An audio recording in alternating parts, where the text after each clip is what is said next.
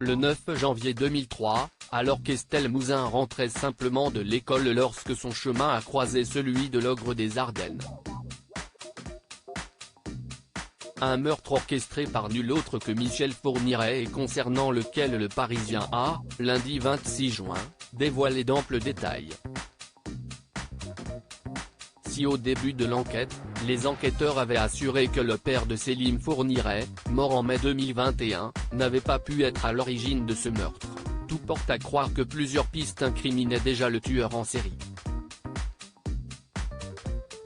En effet, en janvier 2007, le patron de la PJ de Versailles assurait qu'il n'y a rien directement ou indirectement qui permet d'accrocher Fourniret à l'affaire Estelle.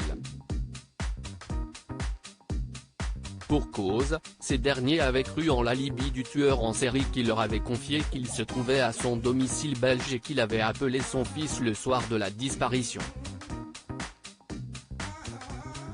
Pourtant, aux yeux du pôle Cold Case de Nanterre, cette déclaration du criminel est fausse. Dans un premier temps, les enquêteurs n'ont pas pu confondre Michel Fourniret et Monique Olivier en raison de leur impossibilité initiale de concevoir le fonctionnement criminel du couple, peut-on découvrir. Une affirmation qui insinue donc que Monique Olivier, condamnée pour complicité dans plusieurs enlèvements, aurait pu passer ce coup de téléphone afin de couvrir les méfaits de son époux. Cet autre alibi aujourd'hui balayé au départ de l'enquête toujours, les enquêteurs alors chargés de l'affaire Estelle Mouzin estimaient que l'hypothèse que Michel Fourniret ait enlevé puis tué la jeune fille ne tenait pas la route. Pour cause, comme l'a toujours précisé Le Parisien, compte tenu des fortes chutes de neige en Belgique à ce moment-là, les forces de l'ordre avaient alors estimé que c'était inconcevable d'imaginer Fourniret faire des centaines de kilomètres pour trouver une victime.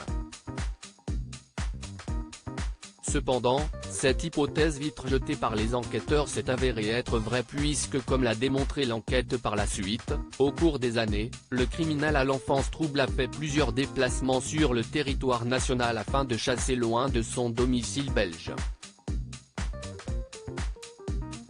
Autant d'éléments qui ont permis au pôle Cold Case de Nanterre d'assurer que Michel Fourniret a, dès son interpellation le 26 juin 2003, pu être mis en cause comme l'auteur de l'enlèvement de l'enfant. Crédit photo, capture d'écran YouTube.